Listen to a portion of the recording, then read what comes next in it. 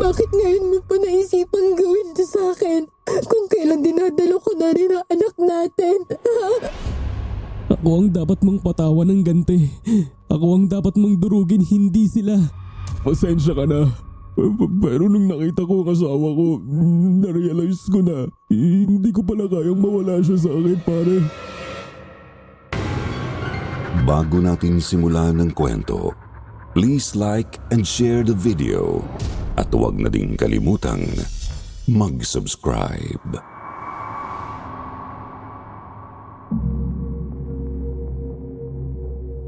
Tawagin niyo na lang ako bilang Jerry, hindi ko tunay na pangalan.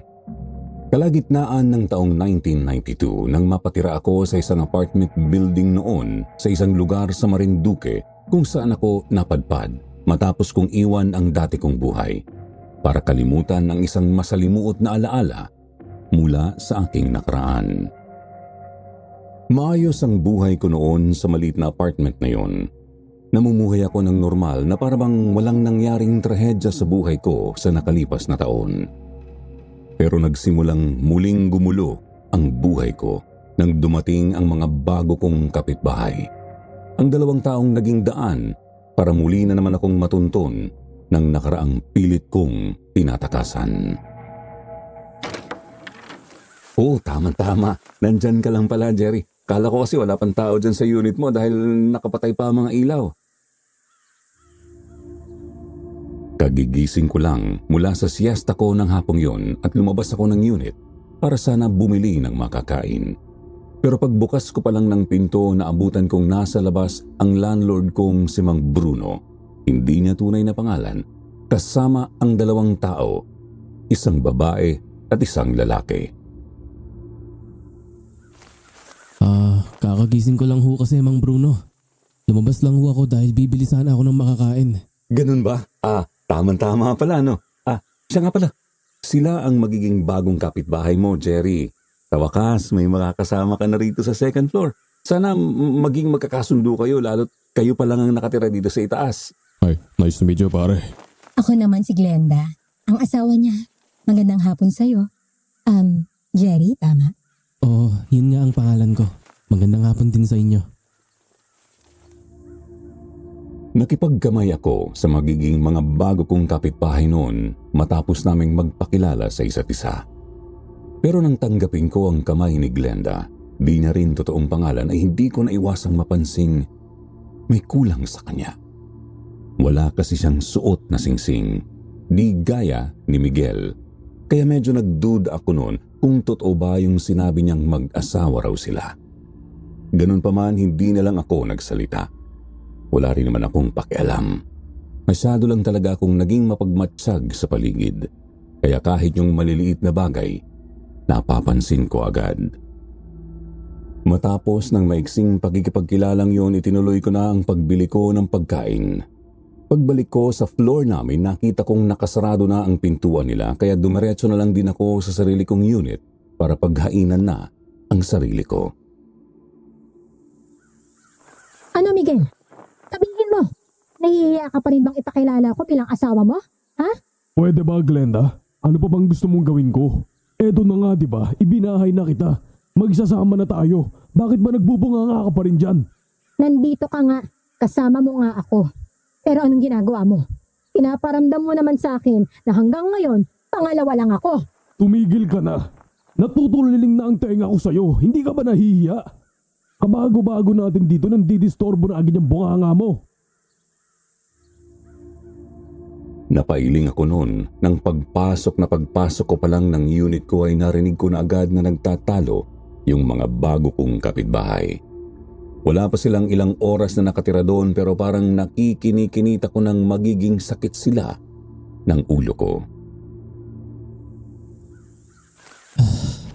Mukhang tapos na ang tahimik at mapayapang mga araw ko sa lugar na to. Natatawa pa ako noon sa sarili ko habang isinasalin ko sa plato ang pagkain binili ko sa karinderya. Naupo na ako noon sa harapan ng maliit kong mesa para sana magsimulang kumain ng hapunan pero bigla na lang akong may narinig na malalakas na kalabog sa di kalayuan. Miguel, ano yun? Bakit Parang may bumagsak sa bubungan. Baka pusa lang yon. Huwag mo nang intindihin. Tulungan mo na lang akong mag-ayos nitong mga gamit natin para makapagpahinga na tayo. Pero Miguel, hindi mo ba naaamoy yun? Parang ang sangsang eh. Amoy malansa. Hindi kaya may aswang dito sa lugar na to? Lumabas ka nga muna saglit at magsabi ka ng asin. Magsabi ka ng asin sa palibot itong unit. Bilisan mo! Ano? Ano na naman ba yung pinagsasabi mo dyan? Ang tanda-tanda mo na, nagpapaniwala ka pa sa ganyan. Hindi ko nagawang ituloy ang pagsubo ng pagkain sa kutsara ko nang marinig ko ulit ang pag-uusap na yon ng mga bago kong kapitbahay. Palibhasay, manipis na pader lang ang nakapagitan sa amin kaya kahit ayoko hindi ko maiwasang mapakinggan ang pag-uusap nila. Kinapa ko ang maliit na botelyang nakakwintas noon sa akin at nang tingnan ko yun, ay nakita kong kumukulo ang langis na laman noon. Punyeta! Bigla na lang akong nakaramdam ng kakaiba sa dibdib ko nang makumpirma ko ang aking hinala. Unti-unti parang bumabalik sa isip ko yung alaalang matagal ko nang pinipilit ibaon sa limot. Napapikit ako ng mariin pero agad din akong nagmulat ng mata nang sa pagpikit ko ay isang mukha ang bigla kong nakita sa likod ng aking isip. Ang mukha ng dati kong asawa na itago na lang natin sa pangalang Nurieta. Inilapag ko ulit ang kutsara ko, tinakpan na lang ang pagkain para hindi langawin. Nawalan ako ng ganang kumain kaya naisipan ko na lang munang lumabas. Pagbukas ko pa lang ng pinto, sinalubong agad ako ng maalinsangang ihip ng hangin na lalo pang nakadagdag sa nararamdaman kong kaba. Doon ako tumambay sa hallway ng apartment building na siya ring nagsisilbing balkonahe ng mga unit namin. Nagsisindi ako ng yosi noon bilang pampakalma nang lumabas din sa unit nila si Miguel. Pare, ikaw pala. Pasensya ka na, mukhang narinig mo yata kaming nagtatalo. Hindi ko siya sinagot noon bagko sa inalok ko na lang siya ng yosi na agad din naman niyang tinanggap. Hindi ko naiwasang mapatitig noon sa daladala niyang isang garapon ng asin. Ito kasing si Glenda. Kung ano-anong iniisip, pinagsasabay ng asin ang paligid ng unit namin dahil baka daw inaaswang siya. Buntis ba siya? Oo pare, magdadalawang buwan pa lang. Ay, kaya nga, nagmamadali talaga kaming makahanap ng matitiran. Lalong lumakas noon ang kalabog ng dibdib ko nang makumpirma ko ang hinala ko tungkol sa pagdadalang tao ni Glenda. Lalo na at may hinala rin ako nung hindi naman talaga niya ito tunay na asawa. Wala namang masama kung mag-iingat pare. Sundin mo na lang ang sinasabi niya. Malay mo naman, nagsasabi pala siya ng totoo. Na may aswang sa paligid. Uso pa ba yun sa panahon ngayon? Basta, mag-iingat na lang kayo pare. Marami naman talagang mga bagay sa mundo na hindi natin nakalaing pwede pala mangyari sa totoong buhay. Bakit ikaw pare? Naniniwala ka rin ba sa aswang? Ang totoo, oo. Kaya, ingatan mo sana ang magiging anak mo pare. Totoong naniniwala akong inaaswang si Glenda. Hindi pwedeng magsinungaling sa akin ang hintura na nakasabit sa leeg ko na kanina pa kumukulo. Yun ang nagsasabing may aswang nga sa paligid namin. Ang hindi ko nga lang alam ay kung tama rin ba ang hinala ko. Nakilala ko ang aswang na ito. Dinukot ko noon mula sa bulsa ko ang isang maliit na libretang itim bago ko yon iniabot kay Miguel. Biglang napakunot ang noo niya dahil doon. Albularya kasi ang lola ng dati kong asawa pare. Ibinigay niya sa akin yan noon bago pa kami nagkahiwalay. Mabisang pangontra yan laban sa kahit na anong masamang nilalang. Ibigay mo kay Glenda at sabihin mo sa kanya na huwag niyang aalisin yan sa katawan niya kahit na anong mangyari. Tinanggap naman ni Miguel noon ang iniabot kong libreta pero halata ko sa mukha niya na sobra siyang nagdududa sa sinabi ko. Ganun pa man ay hindi ko na lang yun pinansin at nagpaalam na ako sa kanya bago ako bumalik papasok sa unit ko at dumiretso pasalampak sa higaan habang patuloy na nanunumbalik sa isip ko ang mga alaala ng dati kong asawa. Maglilimang taon na ang nakalilipas buhat nang makilala ko sa probinsya namin sa Bicol ang pinakamagandang babaeng nakita ko sa buong buhay ko. Si Norieta. Apo siya ng isang kilalang albularya sa lugar nila at nang mga panahong yon ay kadi-18 niya pa lang habang ako naman ay 19 anyos na. Tinamaan ako ng matindi nun sa kanya kaya naman agad ko siyang niligawan. Hindi rin naman nagtagal sinuwerte akong mahulog ang loob niya sa akin. Kaya naman agad-agad dahil na rin siguro sa pagiging mapusok naming pareho noon ay nagtanan kami at nanirahan malayo sa mga nakakakilala sa amin. Unang taon pa lang ng pagsasama namin noon ni Norieta, hiniling niya na agad sa akin na sana raw ay magkaanak na kami. Sa pamilya raw kasi nila hirap talagang makabuo ng anak ang mga babae, lalo na kapag sila ay nagkaedad na. Kaya kahit kung tutuusin ay bata pa kami noon, gustong-gusto niya nang mabuntis. 3 taon din naming paulit-ulit na sinubukang makabuo noon pero talagang hindi kami nabiyayaan ng supling. Hanggang sa pati ako napagod at nainis na rin sa nangyayari. At dahil doon ay nakagawa ako ng isang napakalaking kasalanan sa kanya. Paulit-ulit kong naririnig noon sa isip ko kung paano umiyak si Norieta sa harapan ko nang malaman niyang nakabuntis ako ng ibang babae. Walang hiya ka, Jerry! Bakit mo nagawa sa akin to? Bakit? Patawarin mo ako, mahal. Hindi ko sinasadya. Isang gabi lang yun. Nalasing ako tapos... Bakit, Jerry? Bakit ngayon pa? Napapakita ko noon ng mariin habang pilit na inaalis sa isip ko ang alaala ng nakaraan namin ni Norieta. Nagtalukbong na lang ako noon ng kumot at pinilit ang sarili kong makatulog. 1 linggo, buhat nang makalipat sina Miguel at Glenda sa kabilang unit, nagpatuloy pa rin ang tila ba pag-ali-aligid ng aswang sa apartment building namin. Halos gabi-gabi yata, simula nang tumira sila doon ay nakakarinig ako ng malalakas na pag-angil o di kaya ay may kakaibang mga alulong ng hayop, lalo na sa pagpatak ng hating gabi. Ganun din ang mga misteryosong pagkilos at mga kaluskos sa bubungan hanggang sa mga tila aninong palagi kong namamataang nagmamatsyag sa di kalayuan. Yun nga lang, hindi nito magawang tuluyang lumapit kay Glenda dahil sa ibinigay kong libreta kay Miguel. Oh, paring Jerry, sabi ko na nga ba't lalabas ka ulit ng ganitong oras para tumambay? Nahanap kasi kita kanina pero umalis ka yata. Oo, binisita ko lang yung pwesto ko sa palengke. Tiningnan ko kung kumusta na ang benta. Teka, bakit? May kailangan ka ba, pare? Hindi. Sasabihin ko lang kasi sana sa'yo na may babaeng nagpunta rito kanina. Hinahanap ka. Norieta raw ang pangalan, sabi ni Glenda. Siya ang kausap hindi ako. Ano?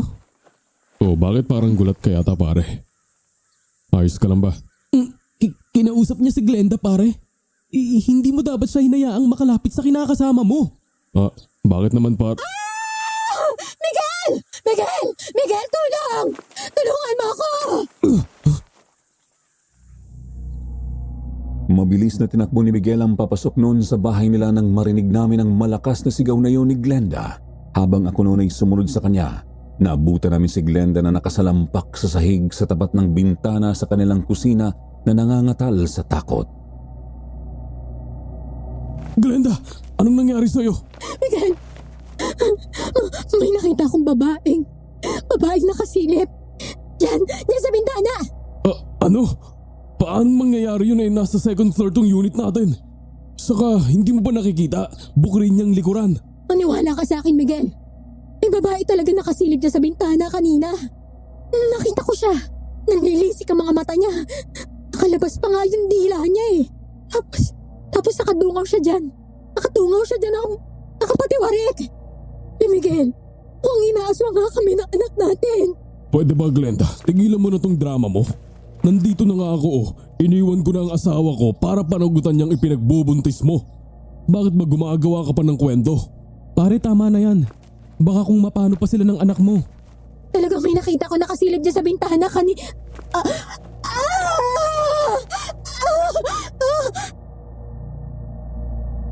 Bigla na lang noong sinapo ni Glenda ang sarili niyang sinapupunan at halatang namimilipit siya sa sakit. Nang makita ko siya, parang nakita ko sa kanya ang imahe ng dati kong asawang si Norieta, kaya wala sa loob na napahangos ako ng pagdalo sa kanya. Lalo na nang makita kong may dugong bahagyang umaagos noon sa binti niya. Diyos ko, dalhin na natin sa ospital si Glenda, pare. Hindi ko na hinintay pa noon na kumilos si Miguel at ako na ang nagkusang kumarga kay Glenda at sakalang natauan si Miguel na puno ng pagtatakang tinitigan niya ako. Pero hindi siya nagsalita at sinunod na lang ang sinabi ko. Tumawag siya ng sasakyan at mabilis naming isinugod si Glenda sa ospital ng gabing yun.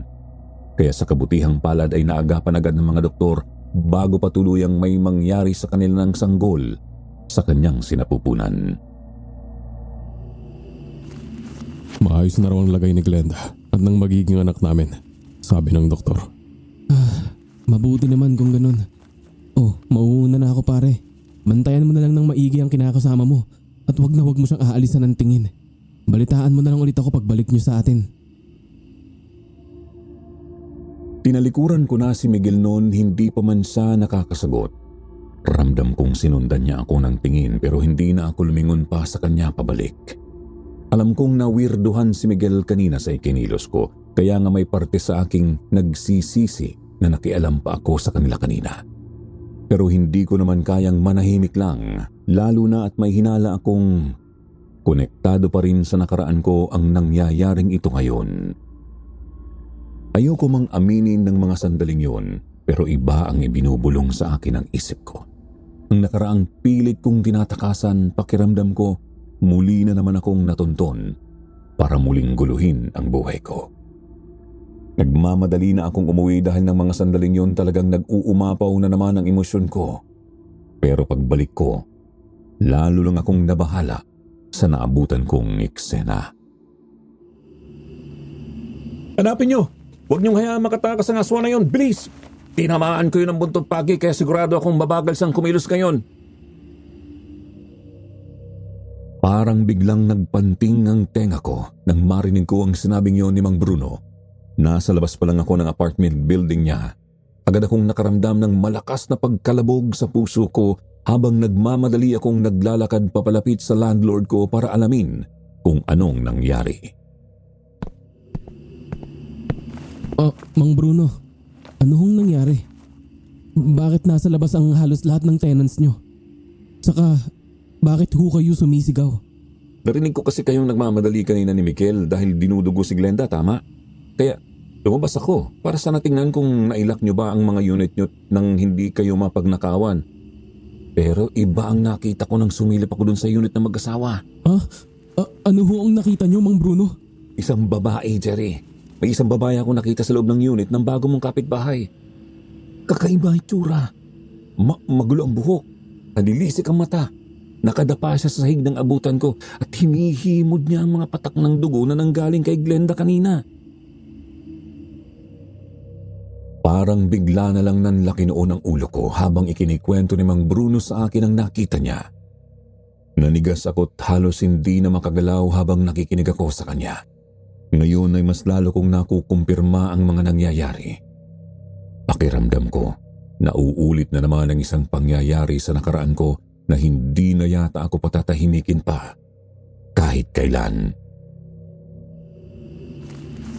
Pakiwari ko, ang aswang na yun ang dahilan kaya dinugo si Glenda, Jerry. Pero sigurado kong hindi pa nakakalayo yun dahil ilang beses ko siyang tinamaan ng dala kong buntot pagi. Bakit ho kayo may dalang buntot pagi nang umaakit kayo sa unit namin? Sa totoo lang, buhat ng lumipat dito ang mag-asawang yan, ilang beses na akong nakaramdam ng kakaibang presensya sa paligid. Dati namang walang ganun dito, pero nang lumipat sila, parang kasabay din nilang dumating ang aswang na yon. O baka naman, matagal na rin talaga yung nandito, kaya lang naghihintay ito ng pagkakataon para umatake. Kung hindi mo kasi naitatanong, Jerry, albularya ang nanay ko noon, kaya may alam ako kahit papano sa mga ganitong klase ng bagay. Kaya ikaw, maging mapagmatsyag ka sa paligid mo. Matapos ang naging pag-uusap naming yon ni Mang Bruno, umanik na ako sa unit ko. Gusto kong magmura ng mga sandaling yon habang muli na namang nanunumbalik sa akin ang alaala ni Norieta. Norieta, patawarin mo ko. Nakikiusap ako sa'yo. Hindi na ako uulit. Pinagsisisihan ko ang nagawa ko sa'yo. Maniwala ka sa akin. Bakit? Bakit ngayon pa, Jerry? Bakit ngayon mo pa naisipang gawin to sa akin, ha? Bakit ngayon pa? Kung kailan dinadalo ko na rin ang anak natin, ha? Buntis ka? Oo. Buntis ako, Jerry. 5 buwan na. 5 buwan na raw tong tiyan ko, ayon sa doktor. Pero masyado lang maliit yung tiyan ko. Kaya hindi to halata. Ibinigay na pala sa atin yung pinaka-aasam ko. Nang wala man lang akong kamalay-malay tapos ganito pa yung ginawa mo. Patawarin mo ako, Norieta. Itatama ko ang lahat ng to. Aayusin ko to. Tatapusin ko ang lahat ng namamagitan sa amin ng babaeng yun. Ikaw lang ang mahal ko. Maniwala ka. Paano ko sabihin to sa'yo? Gusto kong kalimutan mo na ang babaeng yun. Pati na rin yung batas na nagpupunan niya. Magagawa mo ba? Norieta, kaya kong iwan ang babaeng yun para sa'yo. Pero huwag mo namang idamay ang bata sa galit mo. May karapatan siyang makilala ko. Ako ang tatay niya. Wala akong pakialam. Kung hindi mo sila magagawang kalimutan, kami na lang ng anak ko ang kalimutan mo. Lumayas ka na. Lumayas ka sa bahay na to, Jerry. Noong gabing nagtalo kami ni Norieta, nagawa niya akong palayasin sa sobrang galit niya. Inihagis niya ang lahat ng mga gamit ko sa labas ng bahay namin at halos ipagtulakan niya na ako para lang mawala ako sa harapan niya. Iyak siya ng iyak noon, halos madurog din naman ang puso ko sa pagpatak ng bawat luha niya. Pero wala akong magawa. Hindi ko sila gustong iwanan noon ng magiging anak namin pero kinailangan kong itama ang lahat. Yun ang gusto kong gawin noon, pero hindi ko akalaing yun pa pala ang magiging dahilan ng paglala ng sitwasyon.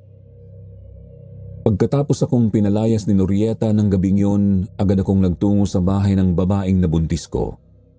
Pero ginawa ko yun hindi para makipagbalikan sa kanya kundi para tapusin na ang lahat sa amin.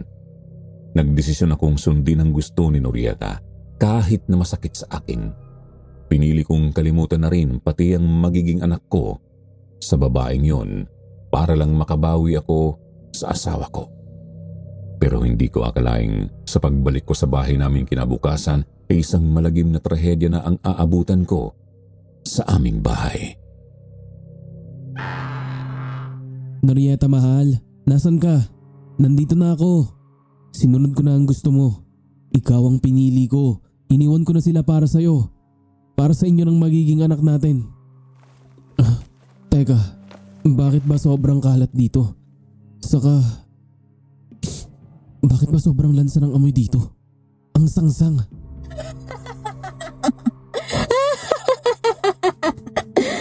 Bumalik ka. Bumalik ka, Jerry. Oo, mahal. Kayo nang magiging anak natin ang pinili ko. Bakit bumalik ka pa? Huli ka na, Jerry. Huli ka na. Mahal, ano bang sinasabi mo? Nasaan ka ba? Inanap ko noon si Norieta pero hindi ko siya nakita sa salas namin kaya naman maya-maya pa ay nagpunta ako sa kwarto naming mag-asawa. Sobrang lakas ng kalabog ng dibdib ko nang maabutan ko siya doon sa loob ng kwarto. Nakasalampak siya sa sahig pero nakatalikod siya sa direksyon ko kaya hindi ko agad nakita ang ginagawa niya. Pero sinalubong ako ng mas masangsang na amoy kaya naman inlibot ko ang paningin ko sa paligid noon at ganun na lang ang kaba ko nang makakita ako ng mga bahid ng dugo mula sa higaan namin patungo sa pwesto ni Norieta ng mga sandaling yon. Mahal, Norieta, ano ba talagang ginagawa mo?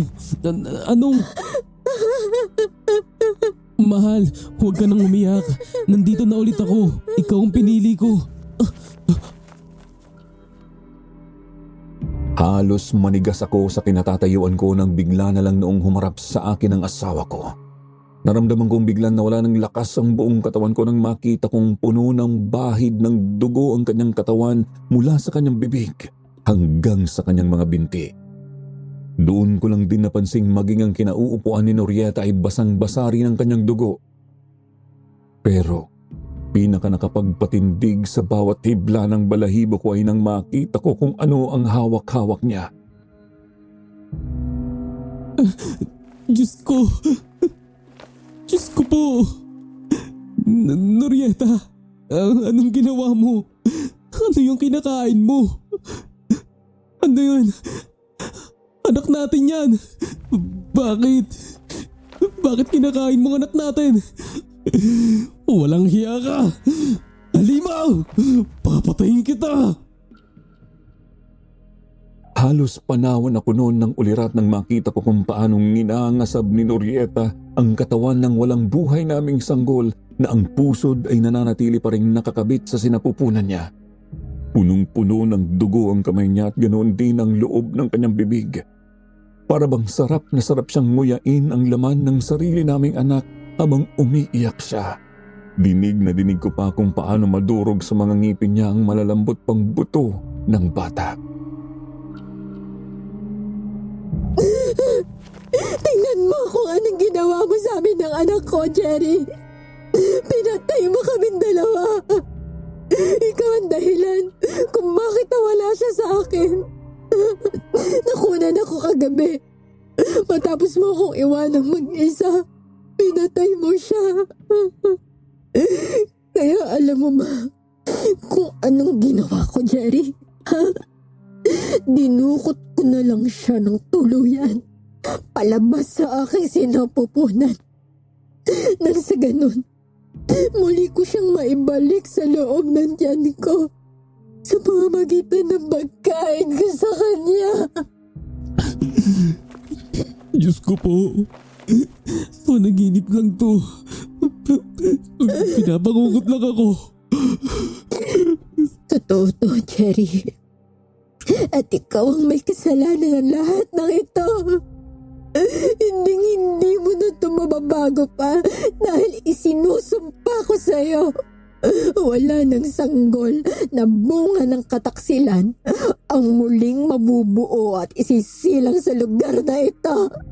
Papatayin ko silang lahat kasama ng makakatinilang ina.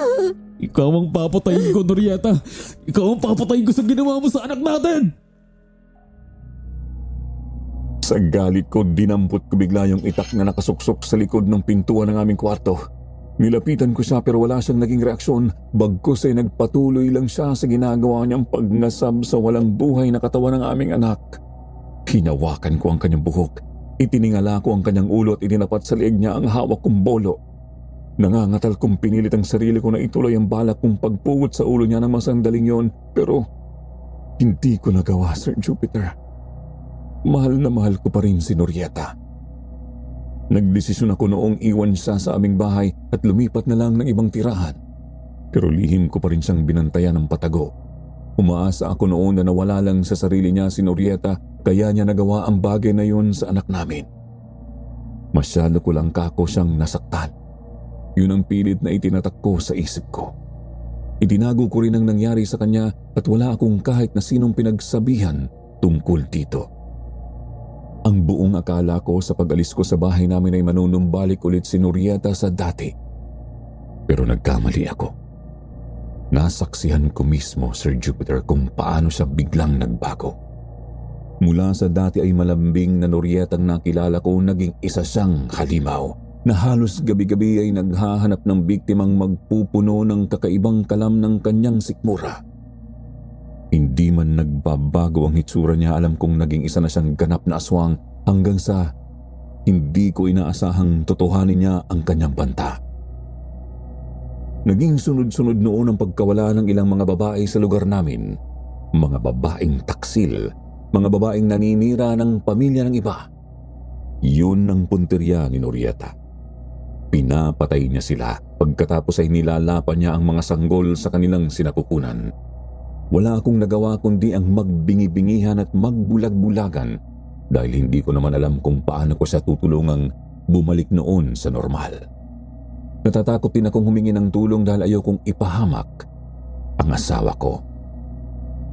Nang maging aswang si Norieta, Sir Jupiter, kahit papaano ay hindi ko pa rin naman pinabayaan ang babaeng nabuntis ko at ang magiging anak ko sa kanya. Palihim ko rin silang binantayan noon halos araw-araw para lang hindi sila magawang saktan ng asawa kong si Norieta hanggang sa maipanganak na nga ang bata. Pero hindi ko akalaing magagawa pa rin silang tuntunin noon ni Norieta. Norieta, anong ginagawa mo rito? Nasaan ang anak ko? Halos gumuho na naman noon ang mundo ko ng isang araw sa palihim na pagdalaw ko sa labas ng bahay ng babaeng nabuntis ko noon ay nakita kong papalabas si Norieta. Nakangisi ang mukha niya, nababalot na naman siya ng dugo at may naririnig akong malakas na paghiyaw sa loob ng bahay. Nakikita mo ba to, Jerry? Alam mo ba kung kaninong puso itong hawak-hawak ko sa kamay ko ngayon?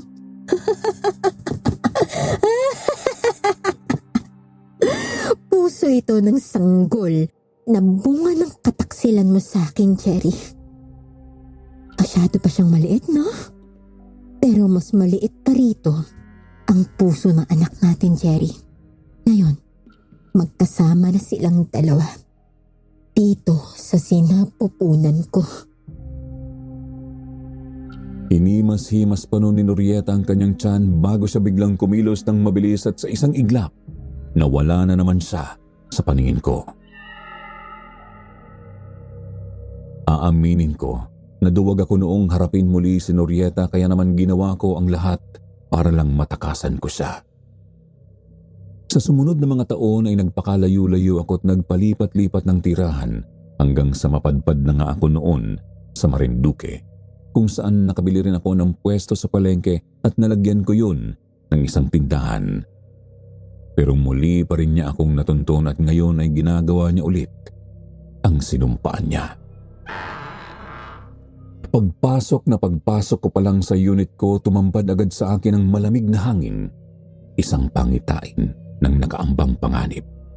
Agad kong naramdaman ang tila pagwawala ng langis sa loob ng botelya na nakasabit sa leeg ko. Kumukulo ito, isang babala na hindi ako nang-iisa sa loob ng unit. Tahimik ang paligid pero parang may kaluskos at malamlam na pag-angil na nagmumula sa likuran ng pintuan. Pakiramdam ko bawat sulok ng unit ko ay sinasalamin ng nakaraan kong pilit kong tinatakasan. Ramdam ko ang unti-unting panlalamig ng katawan ko pero alam kong wala akong ibang magagawa kundi harapin ang bangungot na ito. Iniipon ko ang lahat ng natitirang lakas ng loob, huminga ng malalim at saka ko tinapangan ang sarili kong lumingon at doon ko siya nakita. Nakatayo siya roon, nanginginig sa galit o sa gutom o marahil sa pinaghalong paghihirap at sumpa. Nasa harapan ko ang dati kong asawa, ngunit hindi na siya ang babaeng minahal ko. Ang dating kislap ng kanyang mapupungay na mga mata ay wala na. Napalitan ito ng matalim na titig na parang matutulis na kutsilyo, nakatutok sa bawat paghinga ko. Ang makinis at malaporselanang kutis na hinangaan ko noon ay napalitan ng bakas ng pagdurusa at galit. Ang katawan niya ay natadtad ng mga pilat at sugat na dala ng pagiging halimaw. Kung may hindi man nagbago sa kanya, yun ay ang suot niyang damit. Ang damit na ako mismo ang nagbigay sa kanya noong masaya pa kami. Ngayon yun ay nanggigitata sa dumi at dugo ng bawat na biktima ni Norieta. Hindi ko na napigilan ang pangangalog ng dibdib ko. Kitang-kita ko kung paanong napakalayo na ng itsura niya mula sa dati niyang sarili. Alam kong ako ang dahilan kung bakit siya naging ganito at yun ang pinakamamabigat kong dala. Pero sa kabila ng lahat ng kinatatakutan ko, lumapit ako sa kanya. Alam kong kailangan kong humingi ng tawad pero hindi na ako makahanap ng mga salita. Gusto kong yakapin ulit ang asawa ko. Norieta, patawarin mo ako. ako ang may kasalanan sa lahat ng ito. Tahimik siyang nakatitig sa akin gamit ang mga mata niyang mapula. Nangingislap sa dilim ng pagkamuhi. Ilang sandali lang nakita ko ang panghihina sa bawat hakbang niya. Nakita ko siyang hapong-hapo, dala ng sugat sa kanyang tagiliran at braso dahil sa mga tama ng buntot pagi ni Mang Bruno. Ngunit kahit sa kabila ng pagkahapo, matindi pa rin ang pagkapuot sa kanyang mukha. Umakbang ako palapit, pero bahagya siyang matras. Ramdam ko ang kirot sa bawat hakbang niya palayo. Ngunit nagulat ako nang makita ko ang munting patak ng luha na dumaloy sa kanyang pisngi. At bago ko pa man magawang lapitan siya, bigla siyang tumakbo palayo. Kasing bilis ng hangin, tinatangay ang aking mga huling pag-asa na maibalik ang dati kong asawa. Agad akong napaupo sa malamig na sahig ng unit ko. Nanlulumo, parang nadurog ang buong pagkatao ko. Hinayaan kong bumagsak ang sarili ko at sa unang pagkakataon matapos ang ilang taon, hindi ko na pinigil ang aking luha. Sumasabay sa bawat patak ng luha ko ang sakit, ang pagsisisi, ang mga alaala ng aming nakaraan na pilit kong inilibing. Para akong sinasaksak ng katotohanang ako ang may gawa ng lahat ng ito. Kung hindi ko sana siya sinaktan, kung hindi ko sana siya niloko, hindi sana kami nauwi sa ganito. Napayakap ako sa sarili ko habang nagdarasal, umaasang makakamit ko pa ang kapatawaran kahit na imposible na. Parang nadudurog ang puso ko sa bawat pag-iyak ko at hindi ko na alintana kung anong oras na o kung sino pa ang makakarinig. Lahat ng emosyong itinago ko sa loob ng maraming taon sa wakas, nailabas ko na. Norieta, kung nandyan ka pa, patawarin mo sana ako. Nanghihina na ako sa kakaiyak pero maya-maya bigla akong napaisip. Biglang sumagi sa isip ko ang mga kapitbahay kong sina Miguel at Glenda at lalo na ang kanilang magiging anak. Sigurado akong babalikan sila ni Norieta. Hindi na dapat pa may mawalang bata dahil sa naging kasalanan ko noon. Hindi ko kayang hayaang mauwi sa trahedya ang kanilang pamilya kagaya ng nangyari sa amin. Nagpilit akong tumayo kahit nanginginig pa rin ang tuhod ko. At kahit hindi pagganap na bumabalik ang lakas ko, nagdesisyon akong bumalik sa ospital. Kailangang bantayan ko si Glenda at ang kanyang anak. Alam kong hindi na mababago ang nakaraan pero siguro sa isang paraang hindi ko inaasahan, magkakaroon ng saysay ang buhay ko kung magagawa kong protektahan sila mula sa halimaw na ako mismo ang nagdala sa mundo. Paring Jerry, anong ginagawa mo rito? Akala ko ba umuwi ka na? At saka, ano yung nangyari sa'yo? Bakit parang hapong-hapo ka? Bumalik ako pare. Gusto ko lang sabihin sa'yo na dito muna kayo ni Glenda. Huwag muna kayong uuwi sa atin. Mas ligtas kayo rito sa ngayon. Ha? Bakit? Anong nangyari? May nakitang aswang si Mang Bruno sa loob ng unit nyo pare. Ano? Totoo ba yung sinasabi mo pare? Maniwala ka Miguel. Totoo ang sinasabi ko. Totoo rin ang sinasabi sa'yo ni Glenda kanina pare. Inaswang sila ng anak mo. Paano ka naman nakakasiguro dyan pare? Ikaw na rin ang nagsabi sa akin. Hindi ikaw ang may lahing albularyo kundi yung dati mong asawa. Basta't makinig ka na lang sa akin pare. Teka nga Jerry. Bakit ba kanina ko pa napapansing parang masyado ka naman yatang concern sa kinakasama ko? Huwag mo sabing... Teka, may gusto ka ba kay Glenda pare? Pare, huwag mo akong pag-isipan ng ganyan. Hindi yun ang dahilan kung bakit tinutulungan ko kayo. Eh ano? Bakit ba gusto mong maniwala akong inaaswang nga sila ng magiging anak namin? Dahil kilala ko kung sino ang aswang pare. Kilala ko si Norieta, yung dati kong asawa. Bigla na lang natigilan nun si Miguel dahil sa sinabi ko. Kahit na nakakunot pa rin ang noo niya ay naramdaman kong nakuha ko na rin sa wakas ang atensyon niya. Kaya naman ang patuloy siyang manahimik ay doon na ako nakakuha ng pagkakataong magkwento sa kanya tungkol sa kung papaanong nahantong sa ganitong sitwasyon ang lahat. Alam kong napakahirap paniwalaan itong sinasabi ko sa'yo, pare. Hindi ko naman hinihiling na paniwalaan mo lahat ng sinasabi ko. Pero sana, makinig ka sa mga payo ko sa'yo. Ayokong may isa na namang sanggol na hindi man lang masilayan ng mundo dahil sa kasalanang nagawa ko noon sa asawa ko. Tama ka pare. Sobrang hirap talagang paniwalaan ng mga sinasabi mo pero ayoko ring mawala ang magiging anak ko sa akin. Isa pa, wala akong karapatang husgahan ka dahil ang totoo, pareho lang naman tayo. Pareho lang tayong nagkasala sa mga tunay nating asawa. Swerte lang ako't lalo hindi naging ganun kalala ang sitwasyon ko di tulad sa'yo. Nakahinga ako ng maluwag nang sa pagtatapos ng usapan namin yun ni Miguel sa huli ay nagdesisyon siyang sa wakas ay makinig na lang sa akin. Pareho naming binantayan ang mag-ina niya hanggang sa ilipat na ang mga ito sa isang private room. Doon kami nagbantay pareho kaya lang ay hindi ko rin napigilan ang antok ko nung mga bandang hating gabi na at nakatulog ako sa sofa sa tabi mismo ng bintana ng kwarto.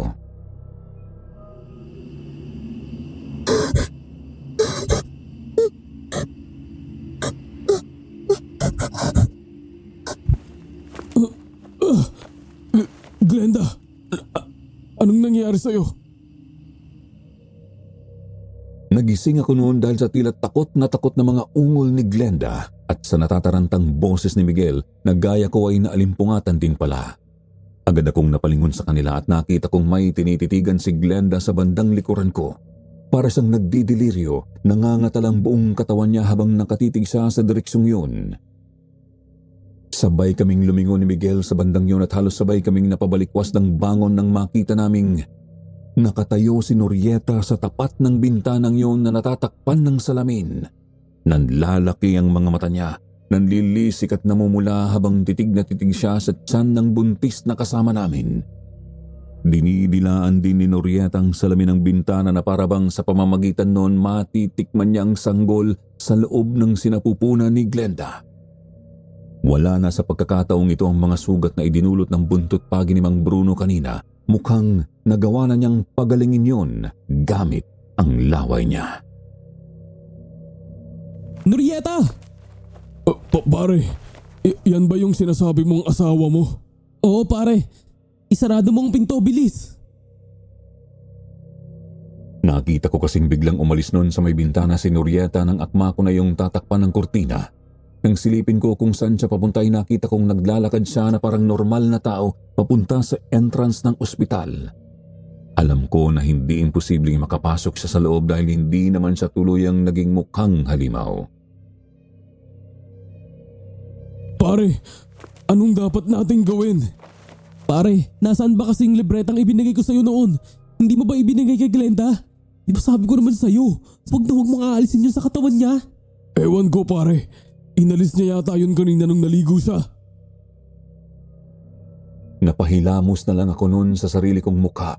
Nagpalinga-linga ako noon sa paligid namin kung may makikita ba akong bagay na pwede naming gamitin bilang panlaban o kahit pangontra man lang sa aswang. Hanggang sa napadako ang tingin ko sa asin na nakapatong noon sa ibabaw ng side table na katabi ng kinahihigaan ni Glenda. Ito pare, isabay mo ito sa paligid ng buong kwarto. Ikalat mo para walang maiwang sulok na pwede niyang pagsuotan.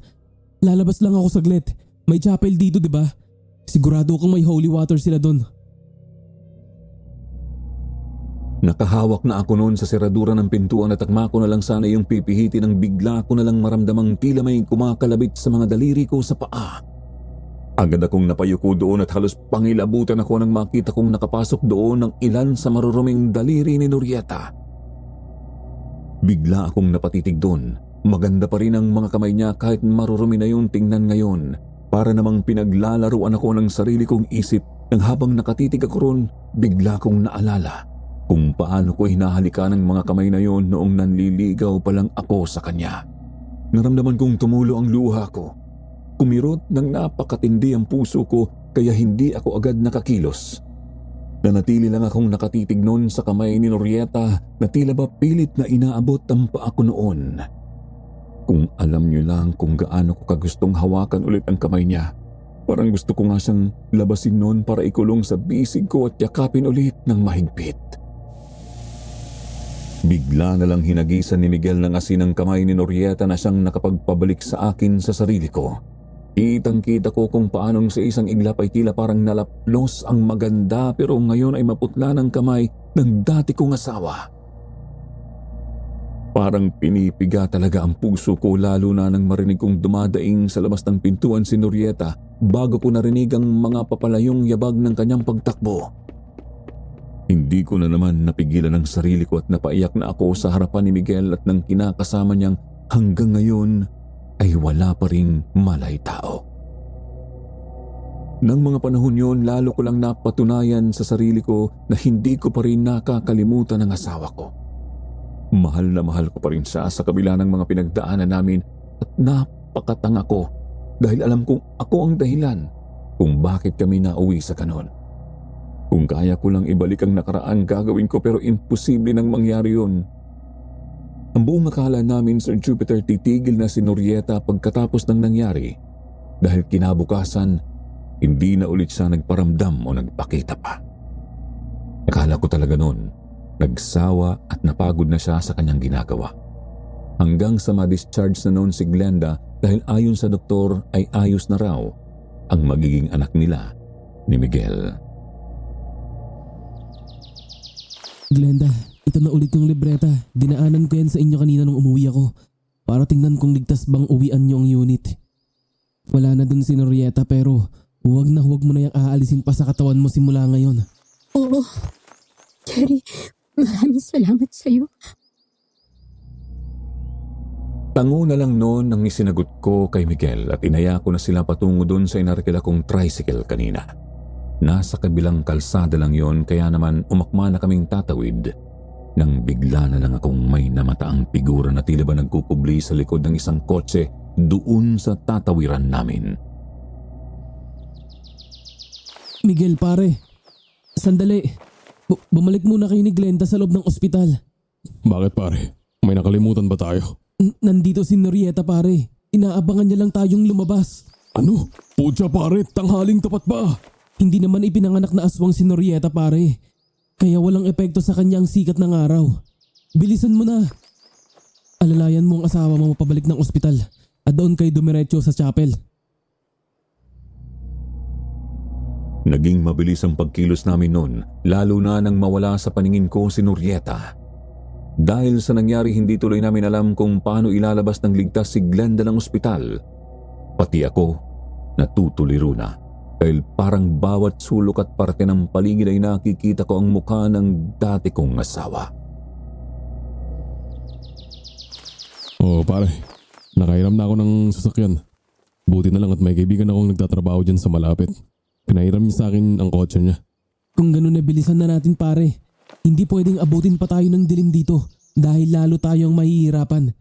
Hindi natatakot na magpakita si Norieta sa gabi dahil lahat naman ng aswang at masasamang nilalang, iyon talaga ang oras ng pag-atake. Pero saan tayo pupunta pare? Ayokong bumalik sa apartment. Baka nandun pa rin yung aswang. Huwag kang mag-alala pare. Alam ko na kung saan natin sila dadalhin. Napagkasunduan namin ni Miguel na sa simbahan na lang muna dalhin si Glenda. Doon sigurado akong magiging ligtas na siya dahil si Norieta na rin ang nagsabi sa akin noon na walang ibang pinakamabisang pangontra sa anumang elemento, nilalang o maligno, kundi ang Diyos at ang pananampalataya sa Kanya. Hindi niya magagawang lapitan ng mag-ina sa loob ng banal na lugar na yon. Halos paliparin na tuloy ni Miguel noon ang sasakyan para lang makarating kami ng mabilis sa simbahan. Mabuti na lang talaga at mabait din ang mga taong namamahala doon sa napuntahan namin dahil agad din nila kaming tinanggap ng walang pag-aalinlangan. Maupo ka muna. Salamat. Sapo-sapo na naman noon ni Glenda ang ilalim ng kanyang puson. Mukhang natagtag siya sa biyahe dahil napansin kong mababa na naman ang tiyan niya. Pare, pwede bang ikaw muna ang bahala kay Glenda saglit? May bibilin lang ako sana sa labas. Lalabas ka pare? Ay, dyan lang naman pare. Maghahanap ako ng malapit na tindahan para makabili ng makakain natin. Ganun ba pare? Ayaw mo bang ako na lang ang lumabas? Bantayan mo na lang ang mag-ina mo. Nako, ay, hindi na pare, ako na. Diyan lang naman eh. Hindi nakaligtas sa akin ang pagiging aligaga noon ni Miguel. Hindi rin siya makatingin noon ng diretso sa mata ko at halata ko sa kanyang may hindi siya sinasabi sa akin. Bakit dala-dala mo yung bag mo pare? Bakit di mo muna iwan para mas mabilis kang makapaglakad? Hindi siya nakasagot noon, kaya naman lalo ko pa siyang pinasingkitan ng mga mata. Sa totoo lang, kanina ko pa napapansing parang iba ang ikinikilos niya simula pa nung bumalik siya sa ospital. Galing sa panghihiram ng kotse sa isang kakilala niya. Kaya naman ramdam ko na noon pa lang, may ibang tumatakbo na sa isip ni Miguel. Umamin ka nga pare. Balak mong iwan si Glenda rito no? Sandaling katahimikan muna ang namagitan sa aming dalawa ng mga sandaling yun bago siya napabuntong hininga na lang noon tanda ng kanyang pagsuko. Nakita ko ang asawa ko kanina pare. Yung totoo kong asawa. Hinahanap niya pala ako. Kaya napadpad din siya dun sa pwesto ng kaibigan ko. Anong sinabi niya sa'yo pare? Pare, nagmamakaawa siya sa akin kanina na balikan ko na siya ulit. Tatanggapin niya raw ulit ako kapag pinili ko siya. Inihintay niya ako ngayon pare. May usapan kaming magkikita kami sa gas station dyan sa malapit. Pagkatapos kong ihatid si Glenda rito sa bayan. Balak mong iwanan ang magiging anak mo pare? Pare, pasensya ka na. Pero nung nakita ko ang asawa ko, narealize ko na hindi ko pala kayang mawala siya sa akin pare. Siya pa rin ang mahal ko, hindi si Glenda. Ayoko magkaganito eh. Ayoko matulad sa'yo. Gusto kong piliin siya pare. Para akong sinampal nun sa sinabi ni Miguel pero nagawa kong itago ang emosyon ko. Naikuyom ko na lang ang kamao ko pero sa totoo lang, naintindihan ko kung ano ang nararamdaman niya. Naiintindihan kong takot siyang matulad sa asawa kong si Norieta ang kanyang misis, lalo pat nasaksihan mismo ng mga mata niya kung ano ang nangyari dito dulot ng naging nakaraan namin.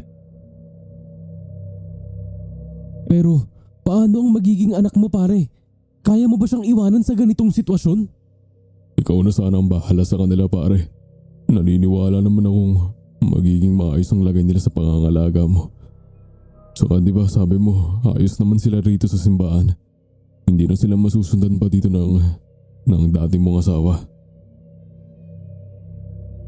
Sir Jupiter, hindi ko alam noon kung bakit hindi ko sinubukang pigilan man lang si Miguel nang tuluyan na siyang umalis at iniwan ang noon ay walang kamuwang-muwang na si Glenda. Siguro yun ay dahil naiintindihan ko ang naging desisyon niya dahil minsan ko na rin yung ginawa. Sinundan ko na lang noon ang tingin ng papaalis na sasakyan ni Miguel hanggang sa nawala na ito sa abot ng natatanaw ko. Bumuntong hininga na lang ako noon nang mapagtanto kung sa akin niya iniwan ang responsibilidad niya kay Glenda. Pero hindi ko naman maisip na basta na lang iwanan ang babae, lalo na't naaalala ko sa kanya ang ina ng isa ko pang anak na pinatay din ni Norieta. Pagbalik ko sa loob ng simbahan, naabutan kong umiiyak si Glenda. Gising na pala siya, kaya naman agad akong tumabi sa kanya. Magpahinga ka pa Glenda. Bumili lang si Miguel saglit sa labas. Babalik din yun maya-maya. Huwag ka na magsinungaling pa, Jerry. Hindi na kailangan. Pasensya ka na, Glenda. Hindi ko na siya nagawang pigilan. Alam ko naman. Umpisa pa lang ng pagsasama namin. Alam ko napipilitan lang siya. Hindi niya ako gustong panagutan. Kung hindi lang talaga siya pinipilit ng mga magulang niya na bigyan sila ng apo. Hindi kasi siya mabigyan ng anak ng tunay niyang asawa dahil paog ito. Patres lang naman talaga ang lamang ko sa kanya eh. Yun lang din kasi ang kailangan sa akin ni Miguel. Nang gabing yon, Sir Jupiter, hinayaan ko na lang na maglabas ng hinanakit sa akin si Glenda para kahit papaano ay gumaan ng pakiramdam niya. Umiyak siya ng umiyak pero siyempre ay nakaalalay pa rin ako dahil nag-aalala akong baka kung mapano ang bata sa sinapupunan niya. Pakiramdam ko ng gabing yon sa wakas ay nagawa ko rin ang hindi ko nagawa noon. Ang protektahan ang dalawa sanang mga anak ko sa katauhan ng ipinagbubuntis ni Glenda. Yun siguro ang dahilan kaya hindi ko talaga siya magawang iwanan at pabayaan na lang. Lumipas ang buong magdamag na wala man lang naging ni katiting na naging pagpaparamdam mula sa asawa kong si Norieta. Tila ba bigla na lang niya kaming tinigilan. Naisip ko nun baka talagang hindi niya lang kayang pumasok o lumapit man lang sa simbahan kaya naman nakampante ako. Inabukasan, kinausap ko agad yung namamahala doon sa simbahan na kung pwede doon muna manatili si Glenda sa pangangalaga nila hanggang sa makapanganak siya. Tutal, wala na si Miguel. Wala na ring magbabayad pa ng inuupahan nilang unit. Ako na lang ang kakausap kay Mang Bruno. Kukunin ko sa kanya yung natitirang deposit na ibinayad ni Miguel para may panggastos ka rito. Huwag kang mag-alala, Glenda. Hindi naman kita pababayaan. Palagi pa rin kitang dadalawin dito para masiguro kung okay lang kayo ng magiging anak mo. Maraming salamat sa'yo, Jerry, ha?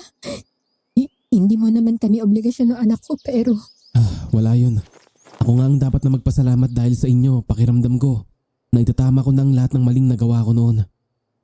Pakiramdam ko, nabigyan ko rin sa wakas ng proteksyon ng mga anak ko. Ganun nga ang nangyari, Sir Jupiter. Si Glenda doon muna tumuloy sa simbahan. Ako na rin naman ang nagpaliwanag ng tungkol sa nangyari kay Mang Bruno at naintindihan naman agad ng landlord ko ang sitwasyon. Lumipas ang ilang buwan pero hindi na ulit ako nakarinig pa ng kahit na ano tungkol kay Miguel at ganun din kay Norieta. Hindi na niya ginambala pa si Glenda, pati na rin ang anak nito na malapit na rin itong ipanganak noon. Sa tingin ko, iho, tumigil ang aswang sa panggagambala kay Glenda dahil sa wakas naitama na rin ni Miguel ang ginawa niyang kataksilan sa tunay niyang asawa nang balikan niya ito. Hindi nakabit si Glenda, kaya wala na rin koneksyon pa sa kanya ang sumpa ni Norieta. Si Mang Bruno, ang landlord ko, ang isang naging takbuhan ko noon sa tuwing kailangan ko ng tao makakausap. Sinabi ko sa kanya lahat ng nangyari sa akin, pati na rin ang tungkol sa malagim na nakaraan namin ng asawa ko. Mabuti na lang, naniniwala talaga si Mang Bruno sa mga ganon dahil maging siya nga ay nakita at nakaharap din si Norieta. Siguro nga ho, Mang Bruno. Sana lang talaga maipanganak na ni Glenda ang bata ng maayos para maihatid ko na sila sa probinsya niya at nang makapag-umpisa na rin siya ng panibagong buhay. Sigurado ka bang gusto mo pa rin silang ihatid sa probinsya, Jerry? Ayaw mo bang ikaw na lang ang tumayong ama ng bata? Total naman, ikaw na rin ang nag-aalaga sa kanila simula nang iwanan ni Miguel yung si Glenda. Hindi na ho siguro, Mang Bruno, kasi mauuwi na naman si Treja kapag nag-isip ulit ako ng magkapamilya. Pero sa nakikita ko, Jerry, mukhang may nararamdaman ka na kay Glenda. Aminin mo, nahulog na rin ang loob mo sa kanya, hindi ba? Hindi ako noon nakasagot sa tanong ni Mang Bruno. Bigla na lang kasi kaming nakaramdam noon ng malakas na pag-ihip ng hangin sa likuran namin na para bang may dumaang kung ano doon. Nakaupo kasi kami sa tapat ng bahay niya sa ibaba ng kanyang apartment building habang nagkakape. Agad na nabuhay noon ang kaba ko.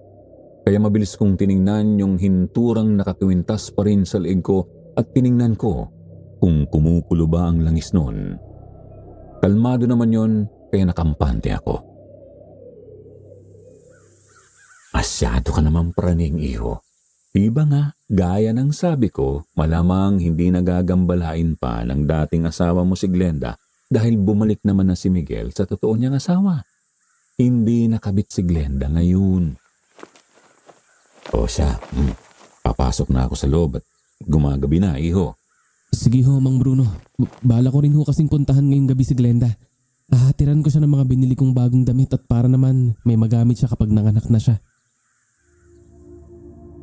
Nagbihis lang ako saglit noon, Sir Jupiter, at pagkatapos ng naging kwentuhan namin yun ni Mang Bruno, nagdesisyon akong puntahan si Glenda sa simbahan.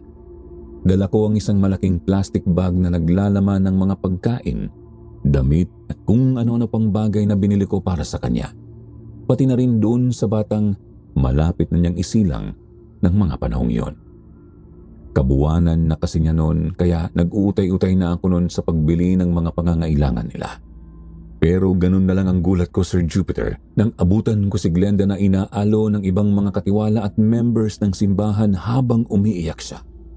Agad na sumikdo noon ang kaba sa dibdib ko kaya naman patakbo ko siya halos noong nilapitan. Anong nangyari? Ba't umiiyak ka, Glenda? May masakit ba sa'yo? Jerry? Si Miguel? Si Miguel? Anong mayroon sa kanya? Wala na si Miguel, Jerry.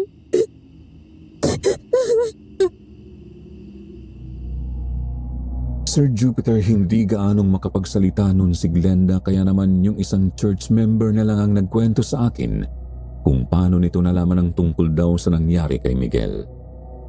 Kanina raw kasing hapon ay sumugod doon sa simbahan ang tunay na asawa ni Miguel at galit na galit ito sa kanya. Sinisisi siya nito dahil sa rawang dahilan kung bakit nasira ang pagsasama nila at maraming panahon ang nasayang sa kanilang pagsasama.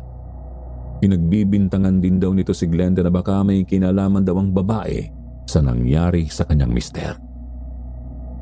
Sinabi nitong wala na raw si Miguel.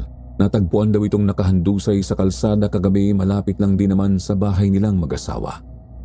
Brutal ang naging pagkamatay ni Miguel dahil nang matagpuan ito ng ilang napadaang tao sa kalsadang yon, nakita nilang wakwak na ang dibdib nito at halos hindi na makilala pa ang mukha. Tadtad daw yon ng kalmot ng isang tila mabangis na hayop. Kung sino man daw ang gumawa nun kay Miguel, halatang malaki ang galit nito sa lalaki. Wala naman daw siyang ibang alam na may galit sa asawa niya kundi si Glenda. Diyos ko! Hindi pa rin siya tumitigil, Jerry. Mukhang palakas lang si Norieta. Pero hindi talaga siya tuluyan na wala. Anong gagawin ko, Jerry? Natatakot ako para sa anak ko. Paano kung balikan niya ulit ako? Kitang-kita ko noon ang matinding takot sa mukha ni Glenda, Sir Jupiter, habang yakap-yakap niya ang sarili niya at nakahawak pa sa kanyang tiyan. Nanginginig ang mga labi niya kaya hindi ko maiwasang mapakuyom ng kamao. Huwag kang mag-alala, Glenda. Hindi ko naman kayo pababayaan. Sisiguraduhin kong mailalabas mo ng maayos at ligtas ang anak mo. Jerry, nakikiusap ako sa'yo. Gawin mo lahat. Gawin mo lahat para hindi mapahamak ang bata. Kahit ang bata na lang. Alam ko namang kasalanan ko rin kung bakit ako kinakarma ng ganito. Kaya kung may mangyayari man sa aking masama, tatanggapin ko yon. Pinagsisisihan na ni Glenda ang lahat ng mga pagkakamaling nagawa niya sa kanyang nakaraan. Nagsisisi siyang pumatol sa kay Miguel at nagpabuntis dito lalo na kahit kailan. Hindi naman ito ipinaramdam sa kanya na mahal siya nito. Ako naman ay awang-awa noon sa kanya. Parang pinipiga noon ang dibdib ko habang nakikita kong pumapatak ang luha niya. Doon ko napagtantong mukhang tama nga si Mang Bruno. Mukhang nahulog na nga ang loob ko sa kanya.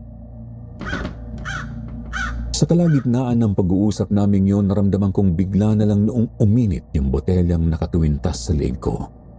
Agad ko yung dinukot mula sa ilalim ng suot ng t-shirt, pero nagtaka ako bigla nang makita kong hindi kumukulo ang langis noon. Tumayo ako noon at lumingali nga sa paligid. Sa labas ng simbahan. Norieta?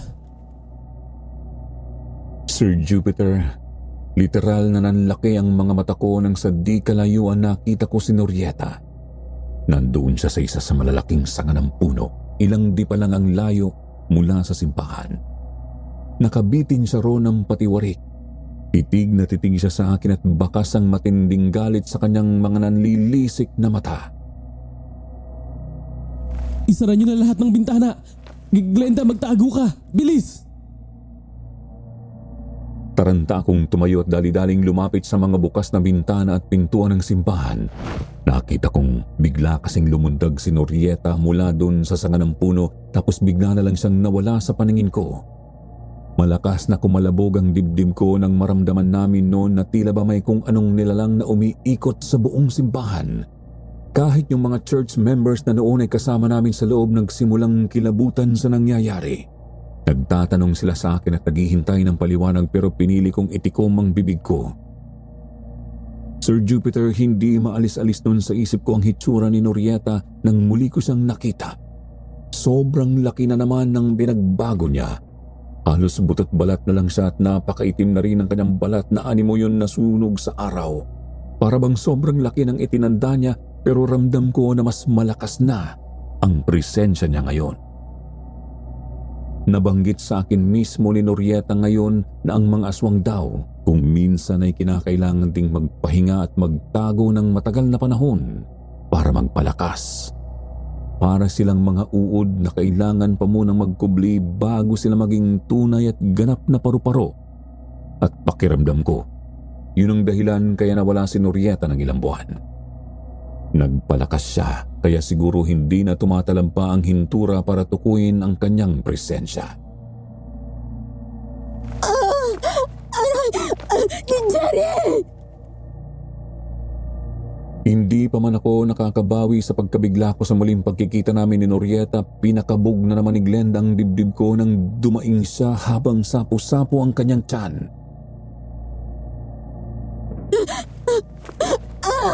Manganganak na yata ako! Aray!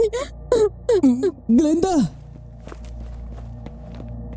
Bigla akong napatakbo nun sa kanyang direksyon at ganun din ang iba pa naming kasama sa loob ng simbahan. Nataranta ako. Hindi ko na noon alam ang gagawin ko dahil hindi pa nga tapos ang problema ko sa dati kong asawa. Heto at ngayon pa manganganak si Glenda.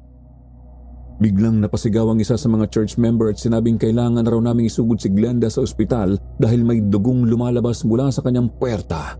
Umaagos yun pababa sa kanyang binti kasama ang pumutok niyang panubigan. Diyos ko! Pakiramdam ko, mahihimatay ako! Glenda, labanan mo! Gagawa ako ng paraan para mailabas ka namin dito.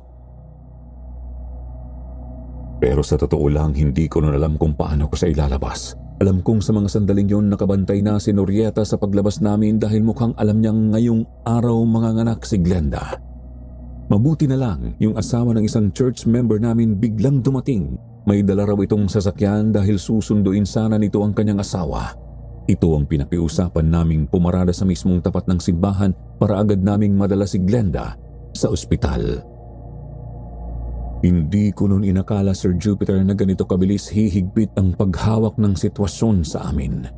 Habang karga ko si Glenda at kasama ko ang mga church members na nag-aalalay sa amin, nakalapit na kami sa pintuan ng simbahan. Doon ko sana siya idadaan palabas para maisakay sa sasakyan at maisugod na siya sa ospital.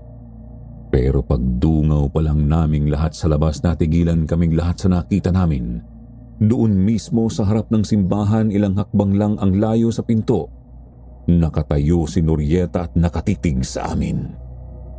Halos matumba ako sa pagkagulat. Si Norieta, ang dati kong asawa, ang halimaw na nagbabalik para ibalik ulit sa akin ang mga alaala ng kasalanan ko sa kanya.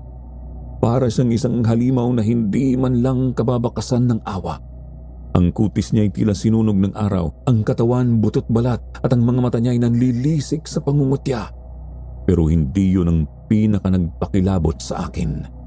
Nakatapat ang buong katawan niya kay Glenda. Ang dila niyang napakahaba ay nakalawit at halos umabot na sa kanyang dibdib. At dinidilaan niya ang hangin na parabang sa paraang yun ay naaamoy at nalalasahan niya ang bawat hininga ng sanggol sa sinapupunan ni Glenda. Magsibalik kayo sa loob! Bilisan nyo! Nagsipagtakbuhan pabalik ang mga church members kasabay ang asawa ng nagdala ng sasakyan. Naiwan ako sa pinto. Hinahanap ang mga mata ni Norieta. Umaasang maaawa siya sa sitwasyon. Pero walang awa sa kanyang mga mata. Wala kahit ni bahid ng kanyang dating pagkatao. Jerry! Aray ko! Hindi ko na kaya! Parang lalabas na siya! Hindi ko na kaya!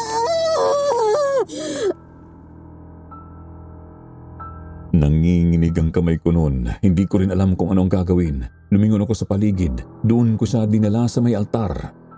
Walang ibang makakapalag sa aswang kundi ang Diyos. Yun ang tanging alam kong totoo. Nakita ko sa sulok ng altar ang isang maliit na silya at nagmamadali kong tinulungan si Glenda na umupo roon. Isa-isa ring lumapit ang mga kasamahan namin sa simbahan para mag-alay ng tulong. Labanan mo, Glenda. Alam kong kaya mo. Hindi ko hahayaan na makuha ni Norieta ang anak mo. Siguraduhin mo lang nalalaban ka.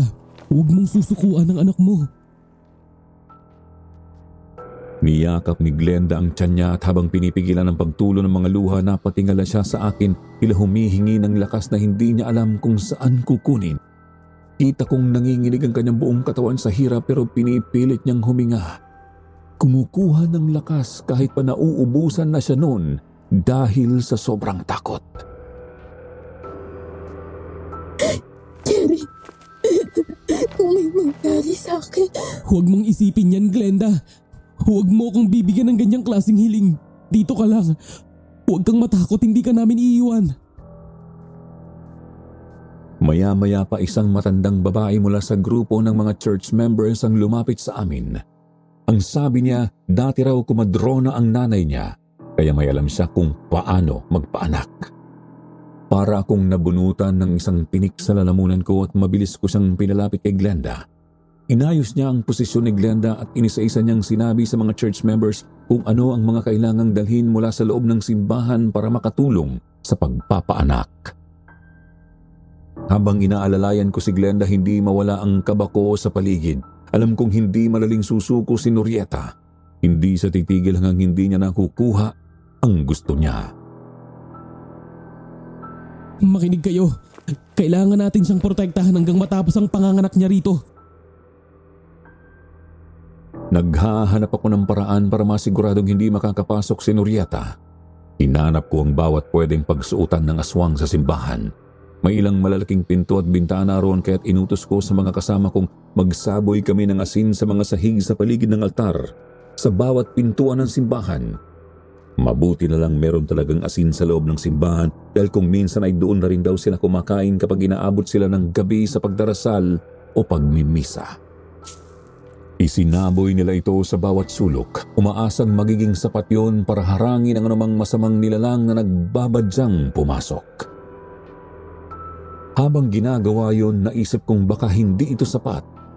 Lumapit ako sa altar, kumuha ng holy water at isinaboy sa paligid ni Glenda.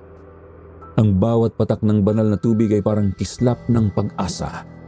Sa bawat patak ay isa ring panalangin ang sinasambit ko. Ang tanging lakas na maaari kong panghawakan sa harap ng halimaw na aking nakaraan. Maya-maya nagsimula ng sumakit ng gusto ang tiyan ni Glenda at napansin kong dumarami ng dugo na lumalabas mula sa kanyang puwerta. Alam kong hindi magandang senyalis yun. Ang bawat ungol niya ay tila kutsilyong tumatarak sa puso ko. Pilit kong iniisip ang mga bagay na pwedeng gawin para lamang hindi matuloy ang bangungot na ito. Pero alam kong ang bawat minuto ay mahalaga. Nang makita kong bumubukas-bukas ang pintuan ng simbahan, ng desisyon akong harangan ito. Alam kong si Norieta yon. Hinihintay ang tamang sandali, ang isang maling galaw. Sinabi ko sa mga church members na itulak ang mga pintuan at bintana ng simbahan at tiyaking hindi iyon bubuka.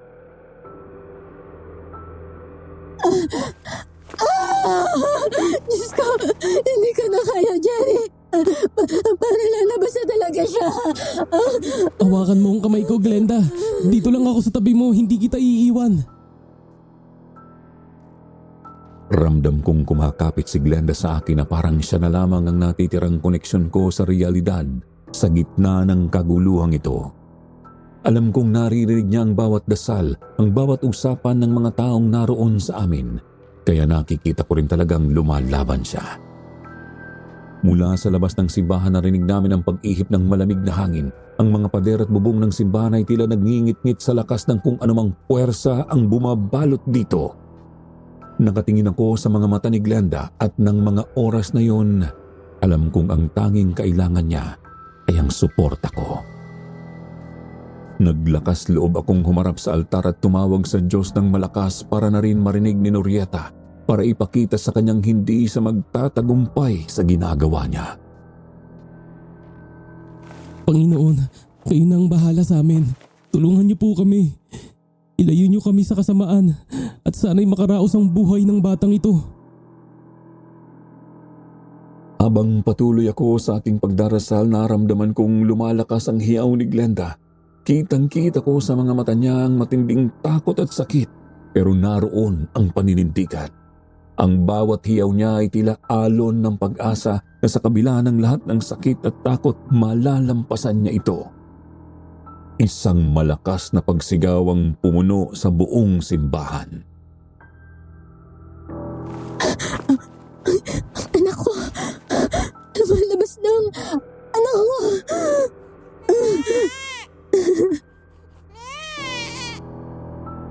Isang malakas na pag-uha ng bata ang umalingaw-ngaw noon sa paligid ng simbahan. Malakas ang pag-uhang yon, pero napakasarap sa tenga. Yung dibdib ko noon sobrang napuno ng tuwa. Nangilid din ang luha sa mga mata ko dahil pakiramdam ko sa wakas nagawa ko ring makapagpasilang ng isang buhay dito sa mundo. Jerry, tingnan mo siya. Napakaganda niyang bata. Babae ang naging anak ni Glenda, Sir Jupiter. Talagang hindi ko napigilang maiyak noon nang makita kong napakaganda nga nito. Naisip ko ulit ang anak namin ni Norieta. Siguro kung hindi namatay ang anak namin, baka kasing ganda rin yun nito. Pero hindi naging matagal ang tuwa na nararamdaman ko dahil isang malakas na hiyaw na naman ang narinig ko mula sa labas. Pagkatapos yung mga pintuan at bintana ng simbahan nagsimulang magkalabugan. Nabaling doon ang atensyon ko kaya nagulat na lang ako nang muling magsigaw ng mga kasama namin sa loob ng simbahan at tinatawag nila ang pangalan ni Glenda. Pagharap ko sa babae, nakita kong tumitirik ang mga mata niya at tila kinukumbulsyon. Nagulat ako, Sir Jupiter, nang makita kong nangingisay si Glenda. Halos hindi ko magawang makalapit sa kanya noon dahil natulala na lang ako. Tila ginagapos ng kamatayan ang katawan ni Glenda. Isang babae na nooy puno ng kasalanan pero ngayon ay wala ng ibang hangad kundi mabuhay para sa anak niyang walang muwang. Pilit ko siyang niyuyugyug noon para magising siya pero lalong nangisay ang katawan niya at mas lalong tumitindi ang takot na bumabalot sa akin. Nanginginig ang bawat pulgada ng katawan ko habang naririnig ko pa noon ang pag-iyak ng bagong silang na bata sa tabi ni Glenda. Pero wala akong magawa kundi ang humawak ng mahigpit sa braso ng ina nito na tila humihiwalay na ang kaluluwa mula sa katawan ng mga sandaling yon. Glenda, lumaban ka naman! Huwag mong iwanan tong anak mo! Kailangan ka niya! Nakita kong halos wala nang malay si Glenda habang kumikilos na lang ang bibig niya para makasigaw. Pero ang boses niya ay tila nagkukulong sa loob ng sarili niyang lalamunan. Hinawakan ko ang kanyang mukha, pilit na sinusubukang gisingin siya sa takot kung baka tuluyan na siyang mawala. Pero hindi nagtagal, nagdesisyon akong gawin ang bagay na dapat talaga ay noon ko pa ginawa. Sa isang iglap, tumayo ako mula sa tabi ni Glenda. Tumakbo palabas ng simbahan at doon sa kalagitnaan ng malamig na dilim, lumuhod ako sa harapan ng simbahan bago ako nagsisigaw. Norieta, alam kong nandito ka pa. Alam kong naririnig mo ako. Halika, gawin mo na ang gusto mo. Ako na lang ang gantihan mo. Patayin mo na ako. Huwag mo nang idamay ang mga taong wala namang kasalanan sa nangyari sa atin. Nakikiusap ako sa'yo. Tinititigan ko ang madilim na kalangitan, umaasa, nagmamakaawa, nananawagan sa halimaw na minsan kong minahal at alam kong hanggang ng mga sandaling yon ay nilalaman pa rin ng puso ko. Hindi ko na nga lang napigilan ang pagtulo ng aking mga luha. Ang mga luhang halos ubos na mula sa mga nakaraang taon ng pagsisisi at pangungulila ko sa kanya. Kunin mo na ako, Norieta. Patawarin mo sana ako. Patawarin mo sana sila. Parusahan mo ako sa lahat ng sakit na ginawa ko sa'yo. Ako ang dapat mong patawan ng ganti. Ako ang dapat mong durugin, hindi sila. Huwag mong kitilin ang buhay ng inosenteng bata. Kung kaya ko lang talagang bawiin ang lahat ng kasalanan ko sa'yo. Kung makikita mo lang sana kung gaano kita kamahal. Mula sa gilid ng aking paningin nakita kong may gumalaw sa likuran ko. Nang lingunin ko yun, nakita kong naglakad si Norieta palabas ng dilim, tulad ng isang bangungot na humahakbang palapit. At ngayon ko lang siya nakita sa kanyang ganap na anyo. Mas malalim at mas nakakatakot kaysa noon. Animoy bangkay na muling nabuhay ang itsura niya. Ang buhok niya ay mahaba na at sobrang gusot. Ang balat niya ay magaspang at butot balat na para na rin palang naaagnas. Nakatitig sa akin ang mga mata niyang mapula at sa bawat hakbang, nararamdaman kong unti-unting nauubos ang tibay ng loob ko. Nandito ako, Norieta. Saktan mo na ako. Patayin mo na ako para matapos na lahat.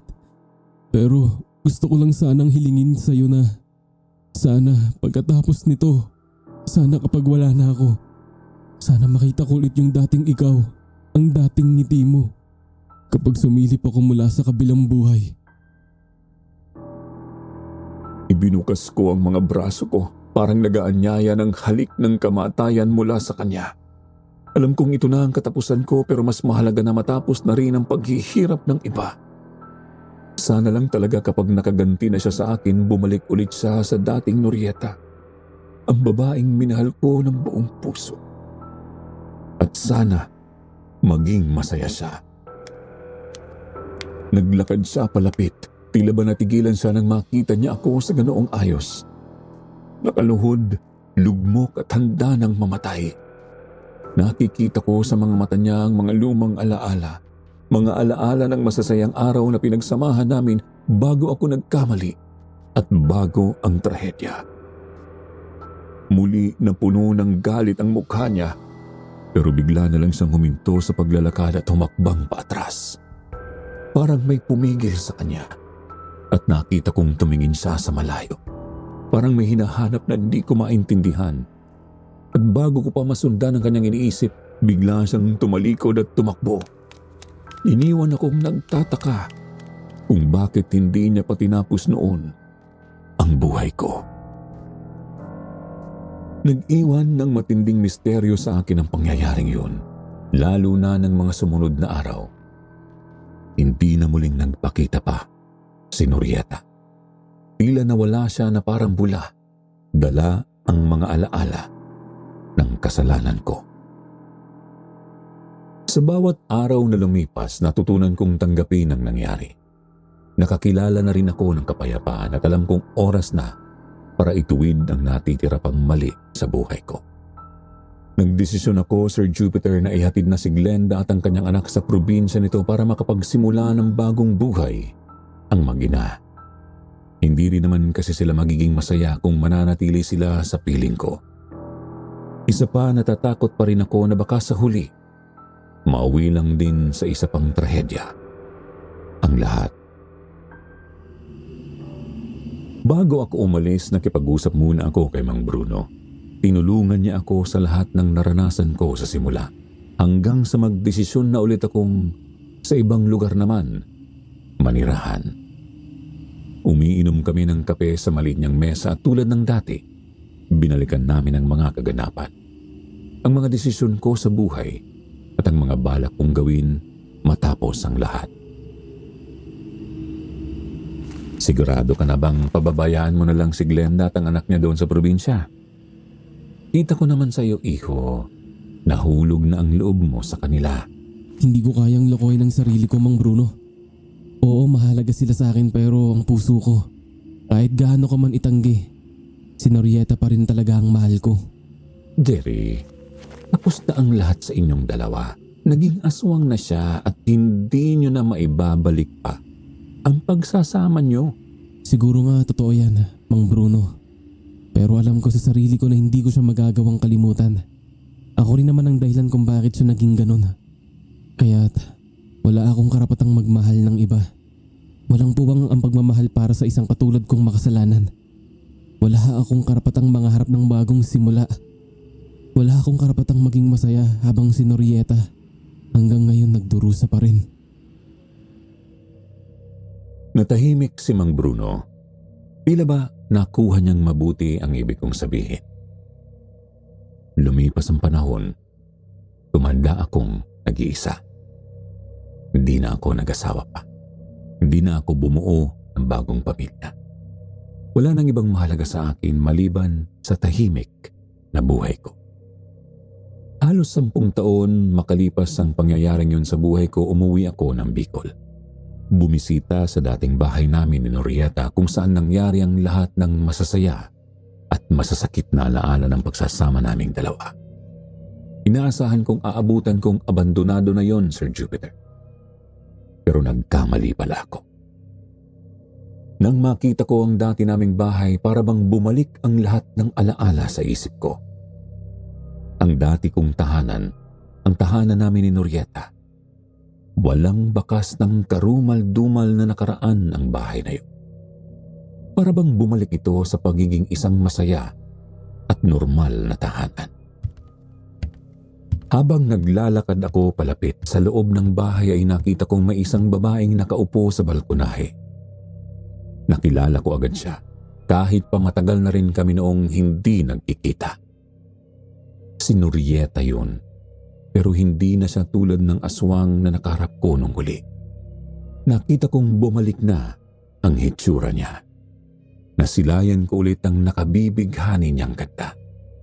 Nakangiti siya noon, halatang masayang masaya. Sobrang nakaramdam ako noon ng labis na tuwa sa dibdib ko. Naglakad ako ng dahan-dahan noon para sa nalapitan si Norieta. Pero hindi ko itinuloy ang paglapit ko nang mapansin kong nakatingin siya sa isang direksyon. Sinundan ko ang tingin niya at doon ay nakita ko ang isang batang babae na kasing ganda niya noong kabataan niya. Naglalaro lang ito sa 4 hanggang 5 taong gulang. Kamukhang kamukha niya ito. Napakalaki ng pagkakahawig nito kay Norieta. Mula sa buhok hanggang sa mga mata. Para silang mag-ina na nasa tahimik na kalagayan ng isang masayang pamilya.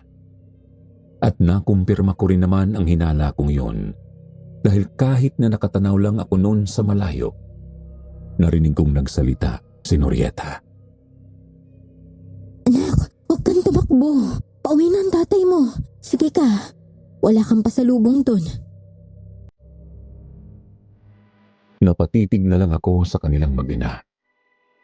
Hindi ko magawang lumapit. Natatakot akong masira ang tagpong yun. Para sa akin, sapat na ang tanawing yun. Siguro, muli ay tinanggap na rin ng Diyos si Norieta at binigyan siya ng isa pang pagkakataong magsimula ng bagong buhay. Isang buhay na hindi niya naranasan sa pilit ko. Isang buhay na hindi ako kasama. Salamat sa Diyos, Sir Jupiter. Siguro yun na ang tamang wakas para sa amin. Kaya naman tumalikod na ako at simula noon, hindi na ako bumalik pa sa probinsya namin para sa ikatatahimik naming lahat. Marami pong salamat sa inyong pakikinig. Sana ay nagustuhan ninyo ang kwentong ibinahagi ko sa inyo at umaasa akong marami kayong natutunang aral sa karanasan kong ito.